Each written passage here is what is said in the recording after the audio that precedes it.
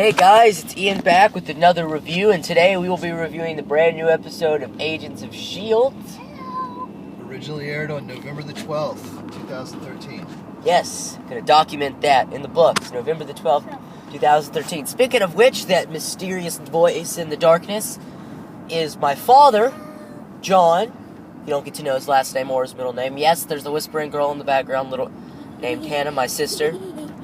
Alright, I thought it was the best episode yet. What did you guys think? I don't think so. Totally agreed. It brought different characters out of their element and into new realms of adventure that they weren't necessarily ready for, but that they definitely thrived in. I liked it, but there's just one thing. I mean, the whole time, when you're working with all these people, you don't really know if they're on level 7 or not. I mean, like Nick Fury, you see all those levels and think of, oh, well, which one is Nick Fury on? And it doesn't show you the entire time. And then you just start thinking on and on and on. But to be honest, it wasn't my favorite episode. My absolute favorite episode, and I know I'm being dorky here, my favorite episode is when we meet Skye. I love Skye. She's so nice. She likes to hack into things. It's so cool. She's an electronic, cool person. Okay. Well, I like to think of this as a development episode because it develops the characters more, it develops their points of view more, and it also gives you a better characterization of the functioning of S.H.I.E.L.D. as a whole and as a system. How confusing it is, how many secrets everybody has from everybody else, and the fact that somebody ultimately is probably in charge, I guess, i.e. Nick Fury.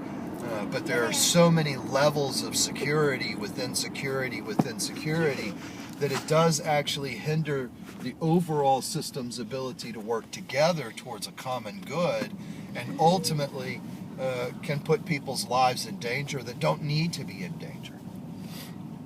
I agree with that statement. One thing I'd like to say is, well, what I felt that, something this episode added to the element, which is one reason it's my favorite episode so far, because I absolutely loved this hit, is that it became like Lost in the sense that every answer we got raised at least 2 questions.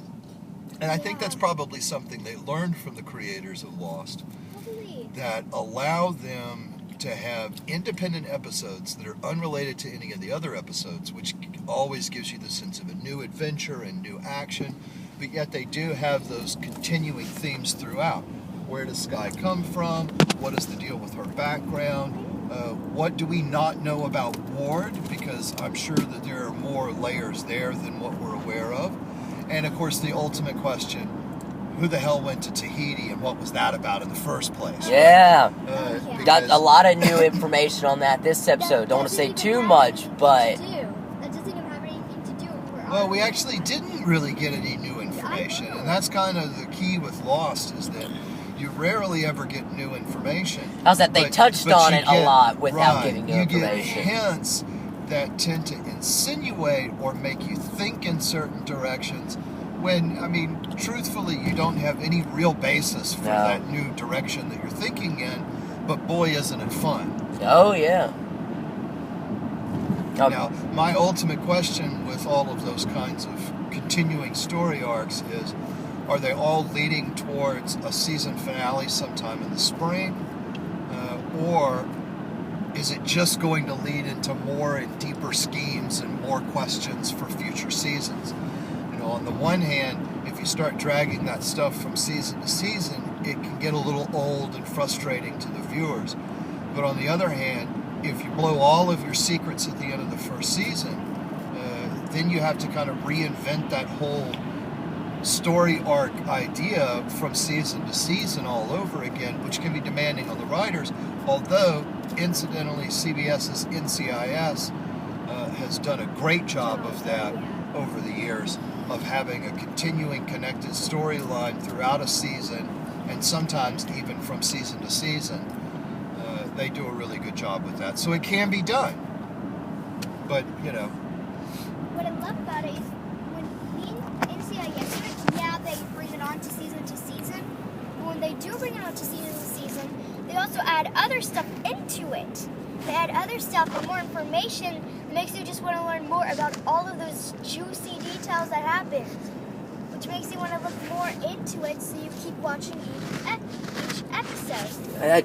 I'd agree with that. One thing I loved about this episode, I loved it that they focused more on Fitz, and I loved that they did something that they built, that they kind of showed more of on the last episode, and they showed it on this episode too, was really a bit of a relationship possibility between Fitz and Simmons, yeah.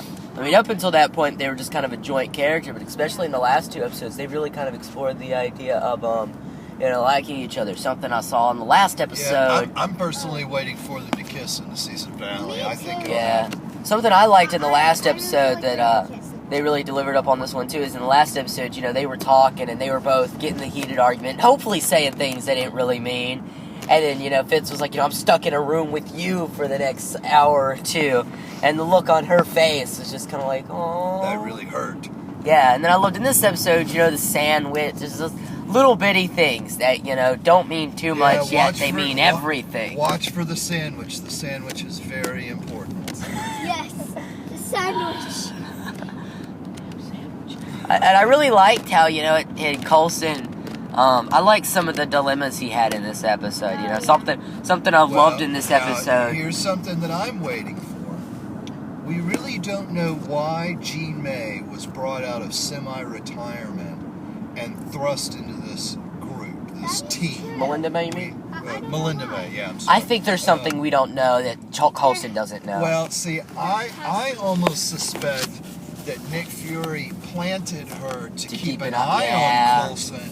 But in the end, her loyalties are going to be to the team rather than to Nick Fury. Well, you got Coulson. That's one thing I love about the episode. Was one of my biggest worries is that I have to admit, and I think everyone was, the first episode I watched mostly for Coulson because I don't have much faith in live action comic book TV series because I think Arrow and Smallville, I don't really know much about Smallville, but I think Arrow's enough of a reason. Critically acclaimed, it just wasn't for me. Yeah, Arrow I think is plenty of a reason to not want to watch comic book live action shows ever.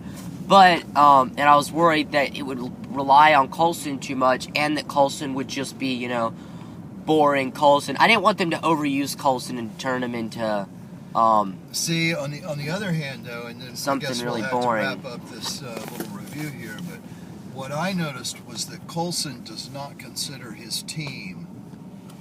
He considers them part of S.H.I.E.L.D., but definitely separate with their own identity. Oh, yeah.